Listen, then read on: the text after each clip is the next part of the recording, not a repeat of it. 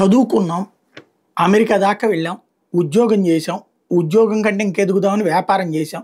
వ్యాపారంలో నష్టం వస్తే నువ్వు పోతే మళ్ళీ ఉద్యోగిగా మారుతావు. అంతేగాని చచ్చిపోవాల్సిన పనేంటి? నువ్వు చావడంతో పాటు నీ కుటుంబ సభ్యుల్ని చంపుకోవడం ఏంటి?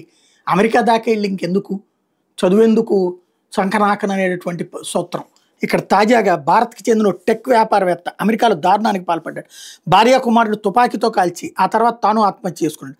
వాళ్ళ మరో కుమారుడు అనాథ అయ్యాడు. ఏప్రిల్ 24న వాషింగ్టన్ రాష్ట్రంలో న్యూ కాజిల్ నగరంలో ఈ ఘటన చోటు చేసుకున్నట్టు స్థానిక వార్తాపత్రిక ప్రకటించింది. మృతి చెందిన వాళ్ళ హర్షవర్ధన్ కిక్కేరి 44 ఏళ్లు, శ్వేతా పాండ్య 41 ఏళ్లు, ధృవ కిక్కేరిగా గుర్తించారు 14 ఏళ్లు. శ్వేత ధృవను హత్య చేసి హర్ష ఆత్మహత్య చేసుకున్నట్టు పోలీసులు భావిస్తున్నారు. ఘటన జరిగిన సమయంలో వాళ్ళ మరో కుమారుడు ఇంట్లో లేకపోవడంతో ప్రాణాలతో బయటపడ్డాడు. కర్ణాటకలోని మాండ్యా జిల్లాకు చెందిన హర్షవర్ధన్ రోబోటిక్స్ నిపుణుడు. చాలా ఏళ్ల క్రితం అమెరికా వెళ్ళాడు. శ్వేతతో కలిసి భారత్లో హలో వరల్డ్ అనే ఏఐ టెక్ కంపెనీని 2018లో ప్రారంభించారు. దీనికి హర్ష సీఈఓ, సిటీఓగా ఉన్నారని శ్వేత ప్రెసిడెంట్గా వ్యవహరించారు ఆ కంపెనీ వెబ్సైట్ చెప్తోంది. ఈ కంపెనీ క్రమంలోనే సరిహద్దు భద్రత కోసం రోబోలను తయారు చేసే విషయమే అప్పట్లో ప్రధాని మోడీని కూడా వీళ్ళు కలిశారు. తర్వాత కోవిడ్ సమయంలో కంపెనీని మూసేసి తిరిగి అమెరికా వెళ్ళిపోయారు. హర్షవర్ధన్ గతంలో మైక్రోసాఫ్ట్తో పనిచేసినట్టు తెలుస్తోంది. మరో మృతులు ఒకళ్ళకొకళ్ళు ఏమవుతారన్న విషయాన్ని స్థానిక పోలీసులు ఇంకా ధృవీకరించలేదు. ఈ మరణాల వెనక కారణాన్ని ఇప్పుడే చెప్పలేమని దర్యాప్తు అధికారులు ఒకళ్ళు చెప్తున్నారు.